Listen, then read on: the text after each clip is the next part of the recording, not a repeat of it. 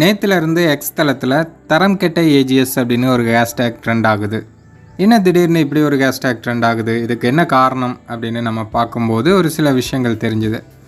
இது பற்றி நம்ம முதல்ல நினச்ச விஷயம் என்ன அப்படின்னா, ஒருவேளை நேற்று கோட் படத்தோட அஃபிஷியல் வசூல் நிலவரத்தை ஏஜிஎஸ் அனௌன்ஸ் பண்ணியிருந்தாங்க இல்லையா, அது ஃபேக்கான வசூல் ரிப்போர்ட் அப்படின்னு சோசியல் மீடியாக்களில் நிறைய பேர் பேசினாங்க.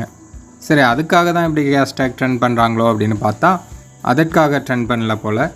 இன்னொரு முக்கியமான விஷயத்தையும் அவங்க சொல்லியே ட்ரெண்ட் பண்ணுறாங்க. அதுலேயும் குறிப்பாக அஜித் ரசிகர்கள் இந்த மாதிரி ஹேஷ்டேக் ட்ரெண்ட் பண்ணுறாங்க. அதில் அவங்க என்ன சொல்கிறாங்க அப்படின்னா, பைல்வான் ரங்கநாதன் இருக்கார்ல, அவர் கோட் படத்தை புகழ்ந்து ஒரு வீடியோ போட்டிருப்பார் போல்.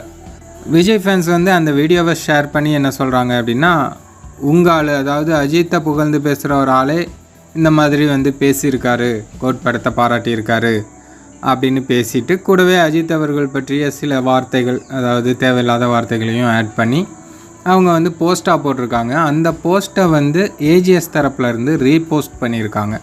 ஸோ அதுதான் அஜித் ரசிகர்கள் கொந்தளிக்கிறதுக்கு ஒரு காரணமாக இருக்குது.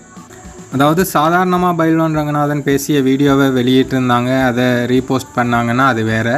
ஆனால் அஜித் அவர்களை பற்றி சில விஷயங்கள் தவறாக பேசி இருக்கிற ஒரு போஸ்ட்டை இவங்க ஏஜிஎஸ் தரப்புலேருந்து ரீபோஸ்ட் பண்ணது தான் இப்போ இவ்வளோ பெரிய பிரச்சனையாக வெடிச்சிருக்கு. ஏன்னா படத்துலையே பார்த்திங்கன்னா தலை அவர்களை பற்றி ரெஃபரன்ஸ்லாம் வச்சுருக்காங்க. அப்படி இருக்கும்போது படத்துக்கு மட்டும் தேவை, இப்போ மட்டும் தேவையில்லையா, படம் முடிஞ்சதையும் தேவையில்லையா அப்படிங்கிற மாதிரி அஜித் ஃபேன்ஸ் தரம் கெட்ட ஏஜிஎஸ் அப்படிங்கிற அந்த ஹேஷ்டேக்கை ட்ரெண்ட் பண்ணிகிட்ருக்காங்க. தரம் கெட்ட ஏஜிஎஸ் அப்படிங்கிற ஹேஷ்டேக் கிட்டத்தட்ட 240K போஸ்ட் போடப்பட்டிருக்கு.